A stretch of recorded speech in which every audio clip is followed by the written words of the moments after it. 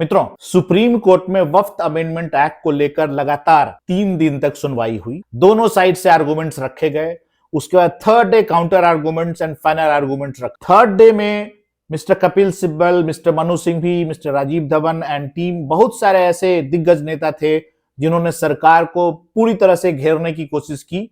अब वो कितने सफल हुए हैं ये तो जजमेंट ही बताएगा, लेकिन कुछ इंपॉर्टेंट पॉइंट है जो आपके लिए जानना जरूरी है। जो मिस्टर कपिल सिब्बल ने आर्गुमेंट्स दिए उसमें सबसे इंपॉर्टेंट आर्गुमेंट ये था कि आप आर्टिकल 3C ऑफ न्यू जो अमेंडमेंट एक्ट लाया गया है 2025 में, उन्होंने कहा कि ये तो ऑन फेस ही अनकॉन्स्टिट्यूशनल है, because merely on the ground of suspicion आप किसी भी वफ्त को डी नोटिफाई कर देते हो और जब तक उसका इंक्वायरी कलेक्टर से एबव जो ऑफिसर है उसके द्वारा नहीं किया जाता तब तक वो वफ्त आपका नहीं रहेगा। मतलब ये कि आपने उसको वफ्त है या नहीं है उसको डिक्लेयर या उसको असर्टेन करने से पहले ही उसको डिक्लेयर कर दिया कि वफ्त नहीं है, तो ये तो सीधे फंडामेंटल राइट का वॉल्यूशन है एंड अनकॉन्स्टिट्यूशनल है। नेचुरल जस्टिस जो होता है उस प्रिंसिपल को ये टेस्टिफाई नहीं करता। उसके बाद 3D की बात आई कि भाई ASI का जो बिल्डिंग है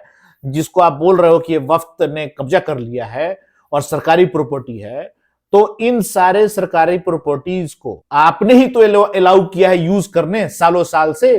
कोई प्रॉपर्टी ऐसी है जिसपे 100 साल से, किसी में 200 साल से वफ्त अपने राइट्स एक्सरसाइज कर रहा है और आपने गलती की और उस गलती का खामियाजा आम जनता को भुगतना पड़े। जो 3E है उसमें था कि जो ट्राइबल एरियाज में जो शेड्यूल्ड ट्राइब्स हैं उनको वफ्त बनाने का अलाउ नहीं किया जाएगा। अब ये भी एक फंडामेंटल राइट है कि भाई किसी इंडिविजुअल को आप कैसे प्रिवेंट कर सकते हो कि आप कोई रिलीजियस फ्रीडम या रिलीजियस प्रैक्टिस ना करो। तो इन तीनों मुद्दों को ध्यान में रखते हुए मिस्टर कपिल सिब्बल ने कोर्ट में यह आर्गुमेंट प्रेजेंट किया कि ये जो वफ्त अमेंडमेंट एक्ट लाया गया है उसके पीछे सरकार की मंशा मुस्लिम कम्युनिटी को बेनिफिट देने के बजाय उसको डिसमेंटल करना है। उन्होंने ये कहा कि आप किसी के फंडामेंटल राइट को छीनकर आप वफ्त अमेंडमेंट एक्ट लाते हो और ये उनके वेलफेयर के लिए नहीं होता, रादर ये उसके जो बेसिक स्ट्रक्चर है रिलीजन का उस पर प्रहार है। और उन्होंने ये कहा कि जो रिलीजियस फ्रीडम का फंडामेंटल राइट है आर्टिकल 25 में और जो रिलीजियस इंस्टीट्यूशनल राइट्स हैं आर्टिकल 26 में, इसका इमीडिएट एंड ग्रॉस वायलेशन है ये अमेंडमेंट एक्ट और इसीलिए इसको रोका जाए, इस पर स्टे लगाया जाए और इसको डी नोटिफाई कर दिया जाए और कह दिया जाए कि ये अमेंडमेंट एक्ट जो है void है। The basis of any question that may arise, the question will arise in your mind or somebody files an application, and the moment that question arises, till such time as he submits a report, what report? That it is government property. Determine. It's not a work. So under which principle of law can this? इस बात पर mister Tushar Mehta ने objection raise किया और कहा कि जो amendment में एक्ट है उसमें यह बात सरकार के तरफ से जो कंसल्टेशन किया गया है और उस कंसल्टेशन में लाखों लोग उसमें इन्वॉल्व हैं, ये 5-10 लोग पूरे मुस्लिम कम्युनिटी का रिप्रेजेंटेशन नहीं कर रहे हैं, नंबर 1। नंबर 2, वफ्त अमेंडमेंट एक्ट आने से पहले से जो वफ्त लॉ है पुराने 1923 से, इनफैक्ट उस लॉ में ये प्रोविजन है कि आप कोई भी वफ्त का रजिस्ट्रेशन कराओगे, चाहे वो बाय इंडिविजुअल हो या बाय प्रैक्टिस हो या बाय एनी प्रकार से वो वफ्त एक्ट बनाया गया हो और या एन प्रकार से वो वफ्त प्रॉपर्टी का काम कर रहा हो, तो इसके लिए प्रोविजन यही है कि आप 1923 से जो लॉ लाया गया था, इंक्लूडिंग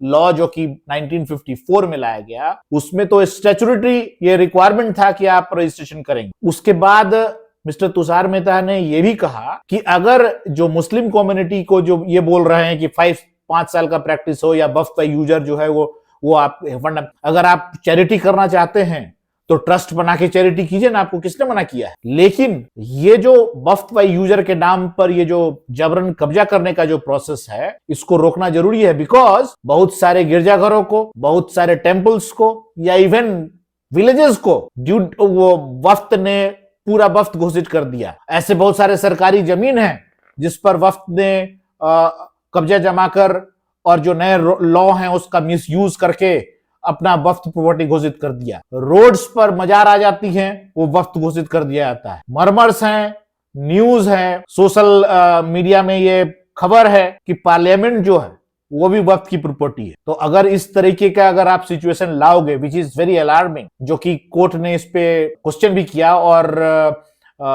उसको नोटिस में भी लाया और इनडायरेक्टली हिंट भी किया कि वक्फ के अंदर जो इरेगुलरिटीज है उसको रेगुलराइज करने का, स्ट्रीमलाइन करने का, मैनेजमेंट का या जो डिजिटलाइजेशन है, they are all good things under Waqf. लेकिन ये जो आप जो सुप्रीम कोर्ट में जो मिस्टर कपिल सिब्बल ने जो आर्गुमेंट्स दिए हैं उसमें कुछ वैलिडिटी तो है, लेकिन सबसे इंपॉर्टेंट पॉइंट यह है कि उन्होंने ये भी कहा कि अगर वक्फ में रजिस्ट्रेशन नहीं किया गया वक्फ प्रॉपर्टीज का, तो इसमें सरकार ने इसको अलाउ किया ना होने। अब सरकार ने जिस चीज पर को नजरअंदाज कर दिया और जनता उसका बेनिफिट ले रही है वक्फ का किसी प्रॉपर्टी का सालों साल से, तो इसमें जनता की क्या गलती है? गलती स्टेट सरकार गवर्नमेंट का है, सेंट्रल गवर्नमेंट का है या एडमिनिस्ट्रेशन का है? अब गलती एडमिनिस्ट्रेशन करे और भुगते जनता। तो इन सब पॉइंट्स को उन्होंने घेरते हुए मिस्टर तुषार मेहता को घेरने की कोशिश की और सरकार को घेरने की कोशिश की कि गलती आपकी है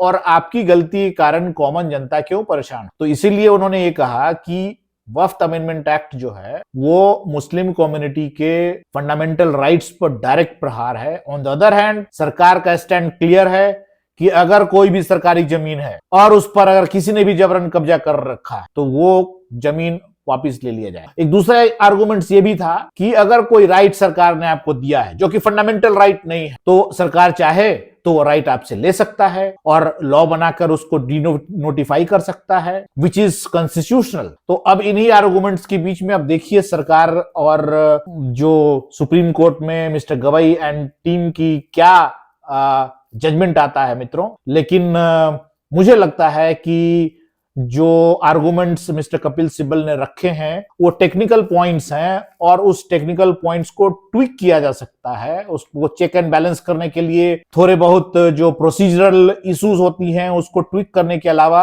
मुझे नहीं लगता कि सरकार के तरफ से कोई रॉन्ग किया गया है, बिकॉज जो यहां गड़बड़ी हो रही है वो सरकार के अलावा कोई कर नहीं सकता उसको कंट्रोल, और जो प्रोविजन सालों साल से ऑलरेडी है उसको इन्फोर्स करना और सरकार उस पर अगर इम्फेसिस कर रहा है तो उस, और खासकर तब जब पार्लियामेंट ने लॉ बना दिया है, सुप्रीम कोर्ट का इंटरवेंशन तभी आता है जब क्रॉस वायलेशन हो फंडामेंटल राइट्स का और गलत तरीके से अल्ट्रावायर और इंट्रावायर करके कॉन्स्टिट्यूशन को ताक पर रख के जो चीज किया गया उसको सुप्रीम कोर्ट इंटरवीन करेगा। और जिस तरीके से प्रेशर क्रिएट किया गया है कुछ important functionaries including vice president Dhankhar and member of parliament Nishikant Dubey and BJP leaders के द्वारा कि भाई अभी तक जो आपने गड़बड़ी करती इस तरह के प्रेशर क्रिएट करके जो बरकरारने की कोशिश करते रहे हो आप in name of Muslim appeasement, वो अब नहीं चलेगा। मित्रों आपका इसके बारे में क्या राय है जरूर दें, और जो वीडियो लिंक मैं आपको नीचे दे रहा हूं मिस्टर कपिल सिब्बल के पूरे आर्गुमेंट्स को आप ठीक से देखें। दूसरा मिस्टर सिंघवी का भी है, तीसरा जो तमिलनाडु और केरला के जो लेडीज हैं लॉयर्स हैं उन्होंने पूरा केस प्रेजेंट किया है कि कैसे उनका पूरा गांव ही वक्फ बना दिया गया, और मिस्टर तुषार मेहता के कुछ आर्गुमेंट्स, ये सारे मैं आपको छोटे छोटे वीडियोज एंड क्लिप्स बना के आपके साथ शेयर करूंगा।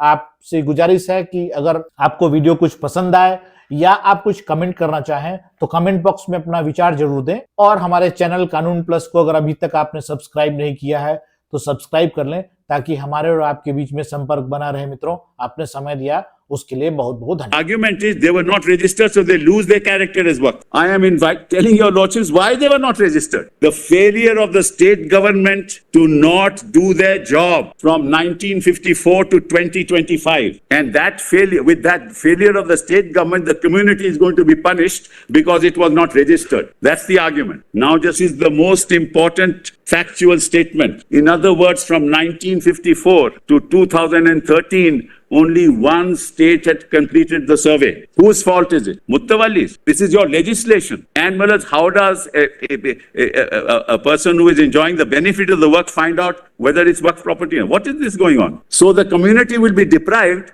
because the surveys are not done by the state government, and now you will say because it's not registered, it's not a work. This is it's per se expropriatory.